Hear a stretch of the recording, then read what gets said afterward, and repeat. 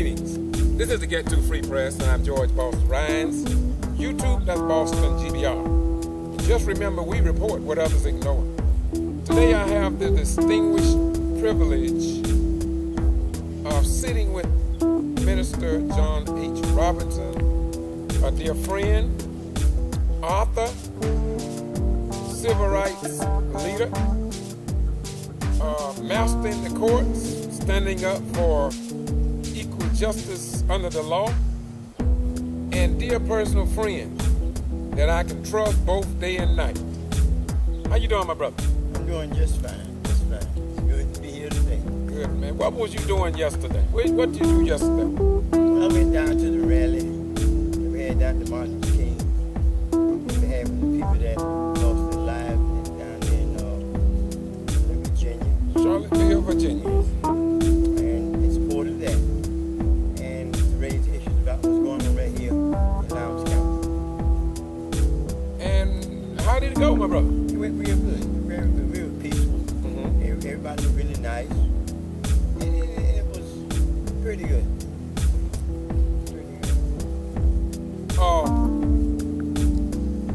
What do you think about the content of the speeches and the people that were there? First of all, let me ask you, what was the ratio or makeup of the crowd? Well, there was more white than there was black. That was pretty appealing to me. That seeing that everybody's concerned about this race thing, and it's not just on behalf of blacks. It's everybody is focusing on this now. That it's time for it to end, for America to put this saga behind us now. And the only way we're going to put it behind us is by facing it and face the harsh facts of reality, regardless to how harsh it might seem or how ridiculous it might seem or appear to be to others. We got to face it now. And I mean by facing the real truth of it. The facts of the matters of what actually occurred in this country and what led us to where we are here today. And see, when we say the word freedom, freedom means justice, and justice means equality. And you can't have equality as long as you got oppression. And it's always one-sided, so it's time to face up to it. And frankly, it's time to bite the bullet and be done with it. I see you didn't take the stage, and I didn't take the stage, and a lot of local pastors weren't even there, so they couldn't take the stage. Because we had a couple.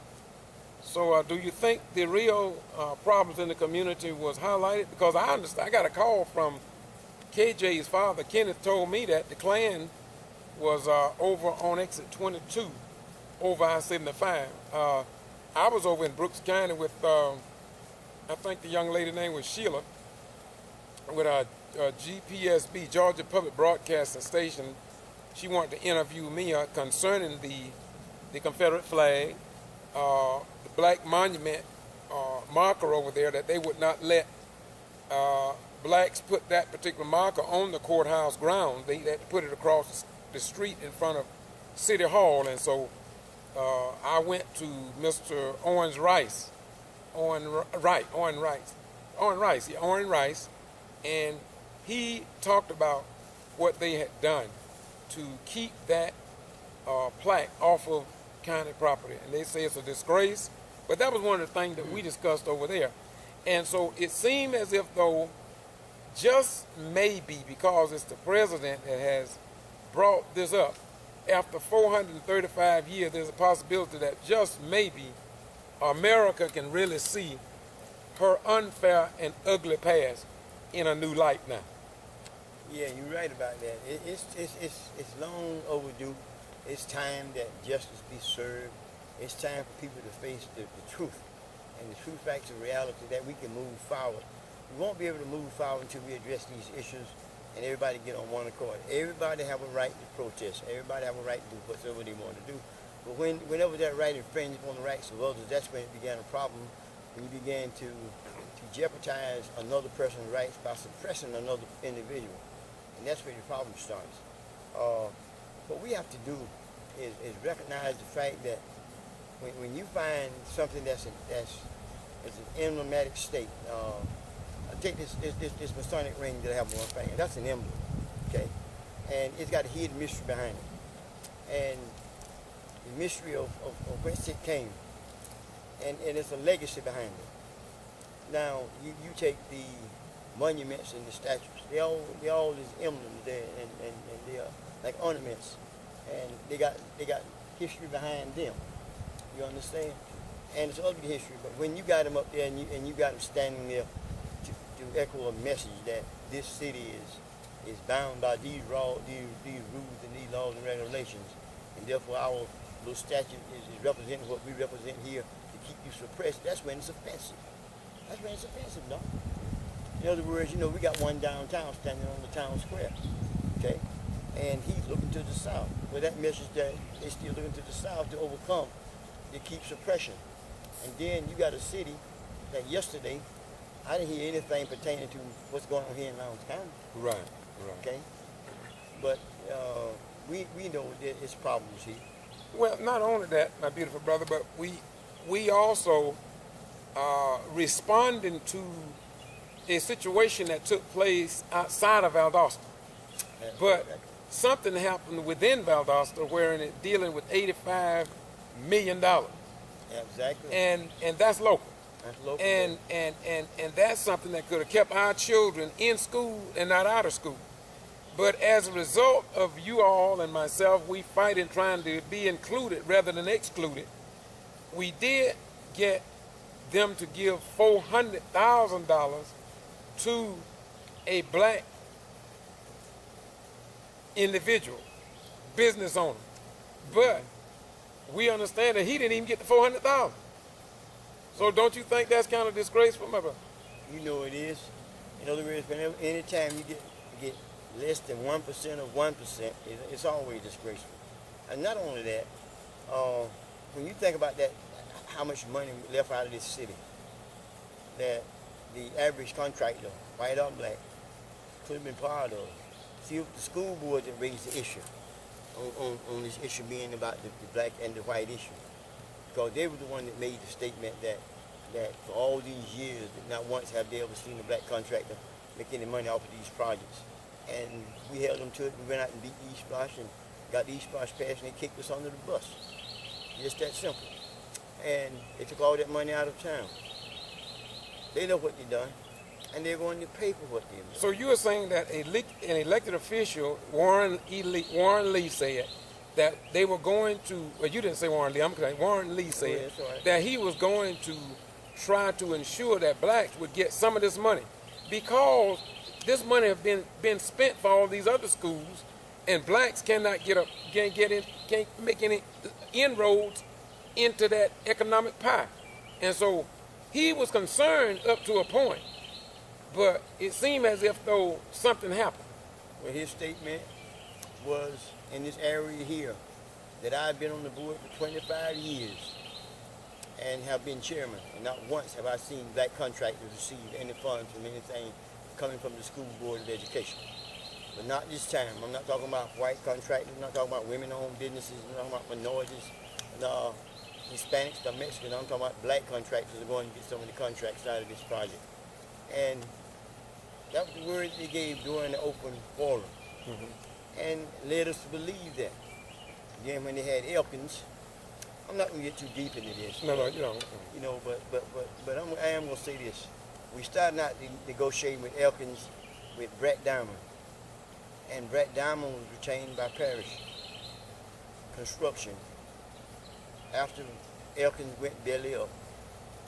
And Brett Diamond know how the negotiation was formed. And then once we got to the point that a transition was made, they severed all ties to us and would not communicate with us no more. And that's when we got excluded. And Rose specifically requested at one meeting, almost was arrested. He said, you all are going to respond to me this night.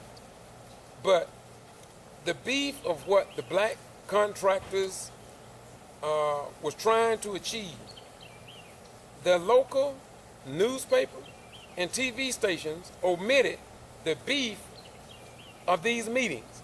Therefore, the people in Valdosta is left in the white. Am I right? You're right.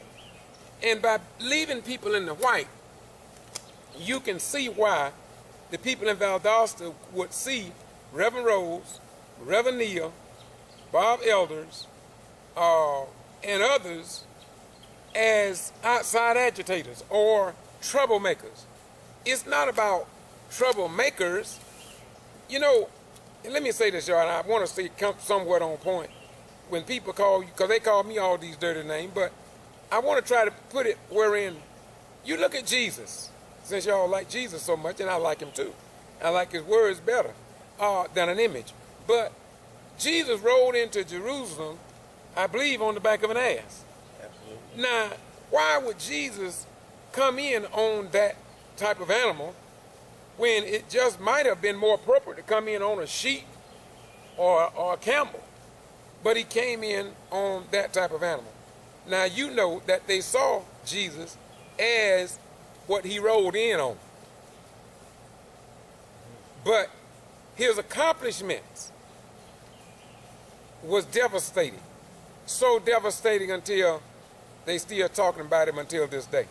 Now, I said that to say this to you. You who watch this video, because I'm going to put this right after the rally that was held in Valdosta yesterday at 11 o'clock. Why would I do that? You have been hearing me say that at events such as yesterday, people will talk to the traditional mainstream news media. Yet, I am here and they turn deaf ear. They will not stand before this camera because they know that I'm going to put it out there the way it is. And I guess many people, Doc, are afraid to sit next to me like you are doing today because I know how to cut the cheese that will show you that it's real cheese and not something else. And that's my thing. Now, if a lady and man yesterday could come from Atlanta, Georgia, and call for me to meet them so they could get my story, if Charles Gibson could call me to walk with ABC News in 2008 concerning what was being done to elect Barack Obama to the White House before, let me repeat, ABC had to come here before NBC, CBS, and others would call me in for an interview, and that's after ABC had left, to interview me about the work that I was doing. Now, don't you think that's a disgrace? It's a disgrace for a person living in Valdosta with all the work that he or she does to be reported to the people of America. Now, if I robbed a convenience store, they would have me, especially because it's me, they would have me in there before it happened. You're right. Now, look, when I was just doing what a good reporter would do, and I am a social media guy, journalist, if you will, but today I'm under a 4-year criminal trespass, and I violated no law. And most people believe.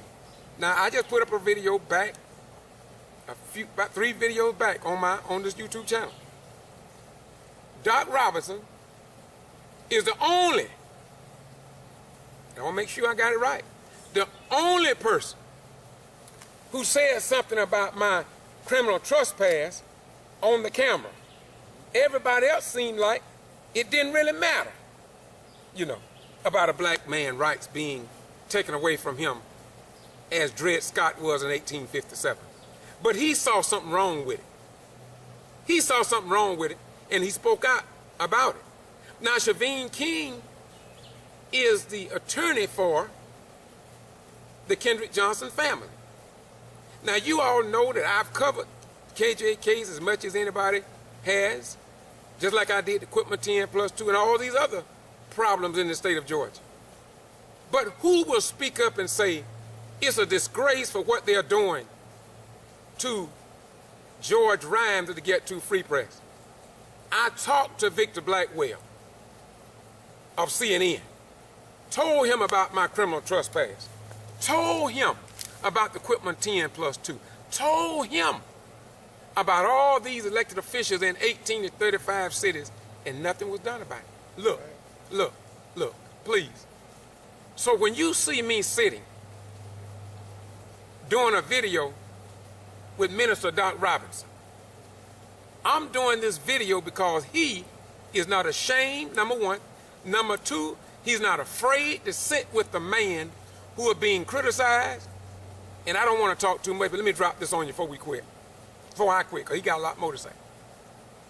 Do you not know that I received an anonymous call the other week about the Kendrick Johnson case? Somebody told me that somebody had filed a witness affidavit or whatever in the courts. And I went down and I picked it up, and it was done on the 6th of August in Florida, Columbia County, I believe it was. Yeah. And do you not know the day is August the 20th? And the newspaper, television stations, ABC, CBS, none of them have said nothing about it. But because I reported it when I found out about it, you ought to see the thing they're calling me on Topic Valdosta. Go to Topic Valdosta and see what they're calling me, telling me I created the document, telling me that that's fake news. Well, I'm telling y'all, you all can sit back and play these silly behind games you want to, but you are losing your rights. You're losing them while you pray, fast, and talk about heaven. You better stand up, y'all. You better stand up. You don't have to stand with me. You see, I don't need you to stand with me. I got an army with me anyway, if you properly understand. My brother. Well, you know, one of the reasons George was out there that day was because I asked him to come over and video my granddaughter's graduation. And when they barred him from coming out there that morning, it was a shocking surprise to all of us. I know it was a shocking surprise to George, but the only reason they could have had at that time is because it was right after the death of KJ. And the only thing that we can figure that made logical sense was that they didn't want him snooping around because they was afraid that he would hear some of the stories that we was hearing from the young teenagers, like my grandchildren that were living here, that was going to school. At Lowndes County High School. Yes, and told the stories of what they had heard had occurred at school today. Let me interrupt you. I mean to interrupt. I interrupt you to shed light on. And when you say what your grandkids said, because I was down to Let's Eat with you when they told you.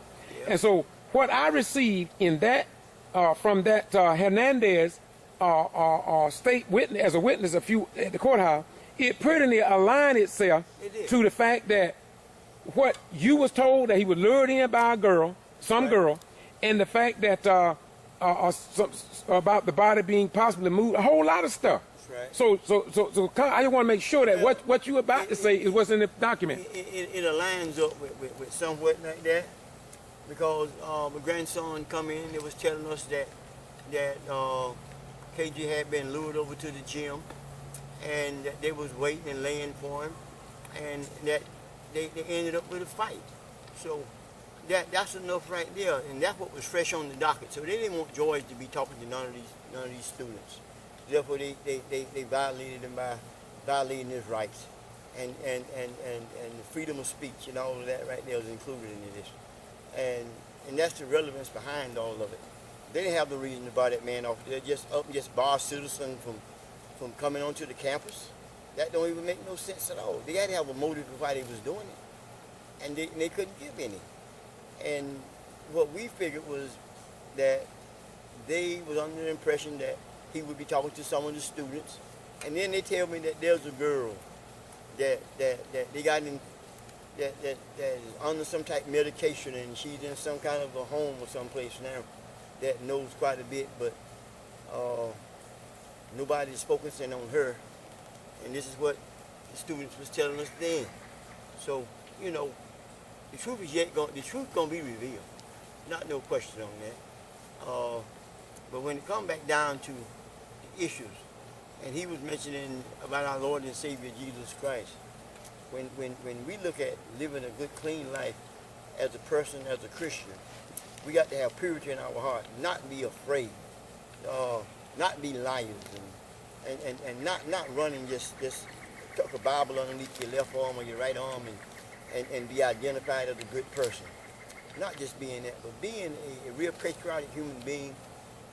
You'll find that Christ faced kings, and Paul them faced kings, and these kind of people, and scribes and Pharisees. So we have to have the gut to stand up for what's right.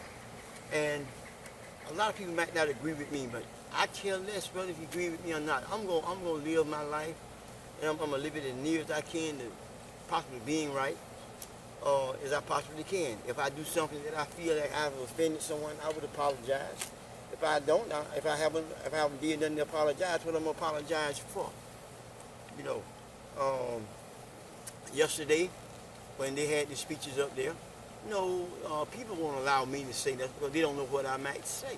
I might get up and say anything, you know, and Including the truth. Yeah, you know, and you get up and you minister a thing about love, but what about the repercussions of hate?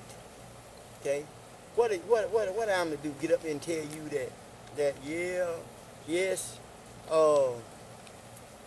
slap me and I'm gonna turn the other cheek. You understand? Well, and there's no need me stand up and telling you no lie. I don't know what I subject to do. I would try and turn the other cheek, but I'm not going to tell you if a grown man walk up to me because he feel like he's a white supremacist and just walk up and just slap me and I'm going to turn my cheek. I'm not going to stand here and tell you what I would do. I don't have a clue what I might do. I might react in a positive way, and I might react in the most negative manner he would ever dream. I might be his worst nightmare. Just plain and simple. But I'm going to do all I can to live for what's right and pray to God that he don't draw in his mind to come up and slap me, not another grown man. You don't go out slapping other men. And then you see someone that's suppressed. See, now, the school board is what made this issue on the school board thing about black and white. It wasn't none of us. And then now when you want to talk about the truth, let's talk about the Patterson Bridge. Now, how he stepped on the community and killed the community, and no one seemed to be wanting to discuss that. You can't even go over the bridge and turn around and go back and visit the businesses that's down in there. Now, you want to tell the truth about it, let's go back to Mary Turner in 1918. Let's talk about it. Let's talk about the dragging of Cindy Johnson up and down Patterson Street. Let's talk about it. What kind of harm and what kind of psychological fear it put in people for over the years and years and years to come.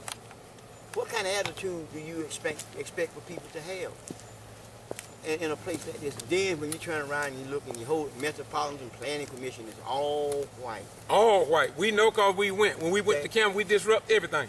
And everybody sits up there and they're orchestrated. And if you're a poor white man and you got a business, you in the clique with the poor black man because you're not in the clique with them among the sticks. And then they got this upper echelon of power. Then the blacks that sits in positions, now we got some that's fighting for justice and equality just as hard as we are. And they're sitting on the boards. We got those others that go along with the program and live a mystifying life and they'll talk that talk and sit back and rear back and cross their legs and say, this is how it is, or this is how it has been, and this is how we're going to govern things out. And don't have a bank that he can tell you can go down and get a legitimate loan. Don't have no financial institutions in the city. Don't have not one black service station. Everywhere you go, there's nothing pertaining to black folks, nothing no more than poverty, no harmony, disruption, corruption, and distortion. Now, what do we gain from that? What are we supposed to do? Be cheerful and smile because we just stuck a nail all the way through our foot and laugh about it? What you expect? What do you? I'm gonna break it down a little bit. What do you expect out of me? That's my question. Now, because I'm a minister and I'm serving the Lord and I'm living for God, I'm gonna live for Jesus until the day that I die. And I'm not going to have no fear of anything or no man yet to come. And only him I'm going to fear, none of them.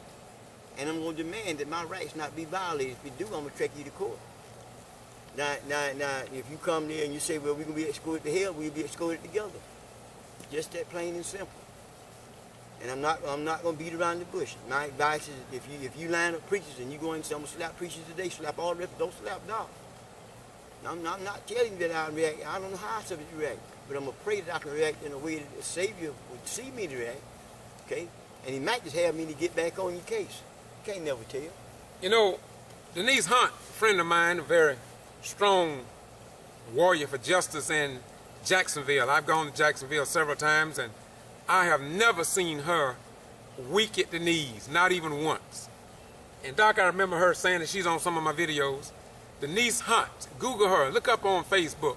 She is a person that's worthy to be recognized, but I know you all won't. You won't recognize the people who give you the truth, and that's why y'all catching so much hell, because the people who will stand up, you call them an outside agitator, or worse. Denise Hunt said before the cameras, they didn't put it on TV, I'm sure, but she said that they questioned her and asked her, is she a angry black woman? She said, hell yeah, I'm angry. She said when she see her cousins and black people dying at the hands of the Lord, she said, hell yeah, I'm angry. She said, I'm angry as hell. And she talked about, I'm going to stay angry as long as I see what I see. And she went further than that. But the point is, they have never wanted us, black people, to get angry. We supposed to accept it and say, thank you, sir. Jesus will work it out for us. A better day is coming after we die by and by. That's what they want you to do. But you can listen to Doc, not to mention the younger people. They got a whole new attitude. Right. Now, you know, let me say this. Now, I sit here with Brother Rhynes, and you heard everything I've said. But now let me tell you this about you. We got 162 acres of prime land in Clydesdale. 162 acres that we're about to have developed. Hold it right there. I done walked on the land. I watched the local people from Brooks County rent the land. And so I know that the land exists. That's not a figment of his imagination. The land exists. It's prime land. It got fishing ponds, right? That's right. Go ahead. I'm sorry. I just want to make sure that and I want you to understand that we got developers to come in here. We had Centex to come in here. We had KB Homes to come in here, sit down at our restaurant. We own the cafe that we call Let's Eat's Cafe. Yes, sir. Okay? And they come to the cafe and sit down and talking about how we were going to market it, was going to put everything on market. Okay?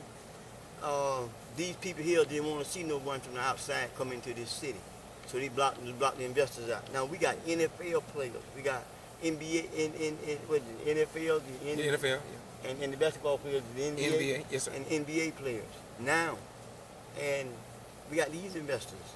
And people wanting to come in here to invest in for small businesses, not just for blacks, but for small businesses. But the upper echelons of power says no deal.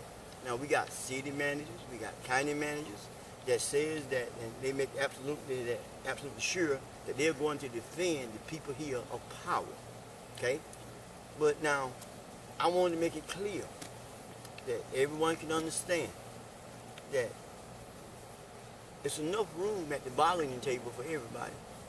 And we are determined to get our part, and we're going to make certain that this thing ends. Once and for all. It's going to end. It's going to end. We're going to turn Valdosta upside down with truth. Okay? With truth. Now, if you did wrong, and you part of the school board and you did wrong, and if you the one that stood there and made these bold statements and told these bold lies, well, it's going to be shown that you was a liar, and it's going to come down on you, and you're going to face the consequences and face the results of what's going to come down the pipe. Because we are not going to go away. We are not going away, and let me add this. Doc, I need you to stay bent over again. Come over this way again, because me and you finna hit this now. You open it up, and only you can put us where we need to be. Mm-hmm. When I had that radio broadcast almost a couple of decades ago now, and you and I, that's right, we went to the HUD office about CDBG grants. Yes, we did. We talked about the unfairness in rewarding contracts. That's right. And paving of roads under DOT, the Department of Transportation. That's right. We have called DOT.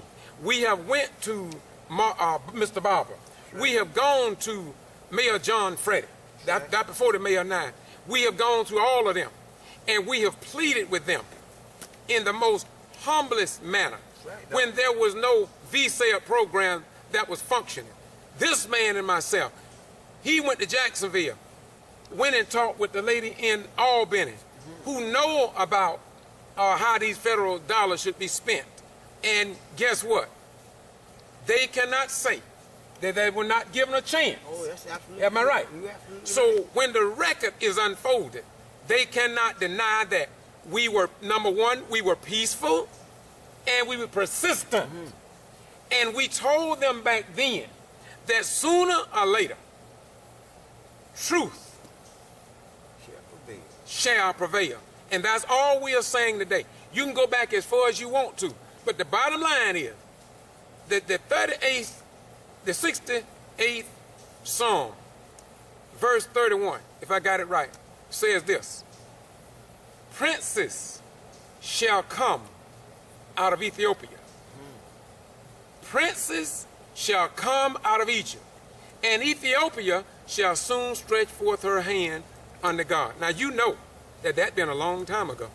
But we are the descendants of the motherland of Africa. And Africa is not the name of that continent either. I'll talk to you later about that. But I just want you all to know that when God meet at the peak of the pyramid and say, it's time now for Valdosta to get straight. It's time now for Lowndes County to get straight. You can believe it or let it alone. But God is getting ready, y'all, to set this thing straight once and for all, because he is tired of people saying, you my brother, I want peace, I want harmony. But when it comes down to actually changing them economic funds, they don't mean it. Well, that's just a game they play. We went before city council and we told city council we are going to file federal suit and federal charges against you, and we did that. And we got some repercussions back from it, and we got some results back from it, and after they went acting that they were going to do halfway right, we dropped the charges because we thought they were going to do right. But we come to find that they got it in them that they're just not going to change from it. So we're going to go all the way with this. We're not going to stop at the school board. We're just linking it all together by the school board. And we're going to go all the way back to 1918. Telling you now, we're going all the way back to 1918. And we're going to uncover all the injustices that have been done. And you can go to the blacks that you've been going to, that you've been manipulating to use against other blacks. You can go get them and put them and use them as pawns. You can go and say that there's no discrimination in the city. You can use them however you want to use them. But we are going to be right here and go show that truth is going to prevail by the actual history and all the realities that we face, that there is no money on the south side. There is no, all right, the analysis of impediments says it shows evidence that there's redlining in dollars through this banking system. This is what G.B.R finds. So now, dispute that. And we're going to put all of these cards out on the table. We want you to dispute what Councilman James Wright did at his meeting too, over there at WG9 school. He said redlining. He was an elected official, and he said redlining was prevalent. Pastor John Manning was there. It was a mass meeting, and guess what? We got the record. We got the evidence to show that this is what he said. And so if he knew it, and he was a city government official, he knows that you have not been fair with the distribution of federal funds, not only in this school that we're talking about, but you got a long history of it.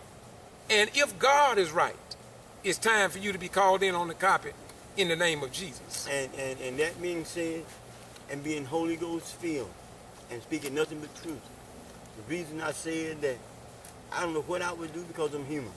I don't know how I would react. But I hope that I can react in a way that my Lord and Savior would react. But I'm only human. And I want you to know this, is that when we live our lives based upon truth, We cannot stand by and watch our widows and our orphans just perish and flourish. Amen. It's our duty and responsibility as ministers to stand up to the injustices in our neighborhood and community. Not duck our tail between our legs and stand by and say, let somebody else come and face it. It's our job. Not just to come up and just to preach the salvation and be ceremonial and hope that somebody come along and raise the issue. You know there's problems here. You feel it here. You tell me that there's problems here. And all we have to do is band together. Don't get stuck on the opposite side and feel like, in other words, let me put it like this here. Sometimes a black man across his leg and be made feel like he's a white man. And be made feel as if he can live the life. But I had one of my sons went over to visit one of my neighbors. And I live in an all-white community right now, out here in between Lake Park and the woods. And this family's moved from out here now. And my son played with this young man every day. And one day he went over there and they got in the pond, in the swimming pool together. And they had friends invited over. When my son got in the pool, everybody else got out the pool and says, your mother and father allow you to get in the pool with them? We was taught that any time that a black person get in the pool for us to get out. Yet you believe that you accepted it in something that you are not. In other words, what I'm trying to say, love who you is. Be who you are. Have enough love in your heart for your next fellow man. And don't and judge all men based upon the way you want to be judged. Do unto others as you have them to do unto you. Now that goes to say that if I went through life kicking people, I expect to be kicked back. So those who go through life kicking people, what you want to expect to get back out of life. And I'm just here to tell you the truth. We are going to overturn Valdosta. We're not going to stand back idly by. Like I said, we got investors, and they're coming in and investing money into this city, and they're going to have a fair chance just like everybody else have a fair chance. And that's not just black, it's for black and white. Everybody needs to prosper here. We don't have to sit back and go along with this, and then, we get a minister, he go build a MAGA church, and he all of a sudden he changed his voice. He been talking like me, and now all of a sudden he said, yes, sir, yes, sir. Go ahead, Doc, tell it. And now he sees things from a different perspective.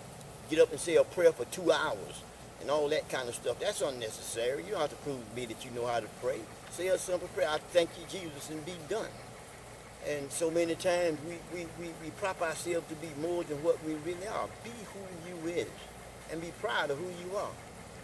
Doc, as we travel up this railroad track of economic justice in Valdosta and Lowndes County, what do you say to the Uncle Toms and Aunt James, and that includes the pulpit on down to our elected officials? What message do you have for them as we travel the railroad track for economic justice? All right, my message is that the Lord said, if you on the roof, need not come down to get your things. Remain as you are. If you was in the field and you gathering wheat, don't quit gathering your wheat, because we already know who you are. There's not going to be no sudden change for you, because we done already identified who you are. And the only difference going to be is we're going to call you by your name. You understand? I want you to understand that plainly. You know within yourself that you is not what you is claiming to be. And if you get out here and you come in our neighborhood and meet us down there at McDonald's, and you come in, you sit down and talk to us and tell us what the injustice is and everything, and you get back downtown and time to cast a ballot, we hold down your hand when it's in our favor. When time to get economic justice, you turn around and tell us a flat lie. We got to call them out. Yeah, we got to. Must call them out. God demands that we identify the Judases, yes, sir, and the Satanists among us. It's coming. So the only thing I can tell you now, for retribution's sake, clear your slate now. Clear your slate now. You got a story that you can tell that is from the inside. But see, we ain't never been allowed to be on the inside, but you have, to a certain degree. Go on and tell your story of what it took to become an Uncle Tom and become an Aunt Jane. and tell them how the line that you was promised and how you was denied, but yet your pride won't allow you to take down. Tell the truth. We don't hold it against you, dog. None whatsoever. We still love you. But that's what Jesus said, love ye one another. Doc, we're gonna close down. I see you getting too deep. We're gonna close this out. No. Let's be for real. Yes, sir. We understand that you've been brainwashed, bamboozled, and hoodwinked. But the true matter of it is, all you got to do is just make your admission. Look, we don't care what you do or what you done or what you said. It don't even matter because we're gonna get justice. And we're not gonna only get justice for us, we're gonna get justice for you with your Thomism and everything else that you got to go along with it. And they're gonna still love you. And they're gonna treat you like you ain't never Tom out on us in the first place, dog. So there's no need living an irrelevant life. You know, let it have some relevance. Tell the truth. Let our clothes, dog. Thank you so much. Yes. Now, thank you.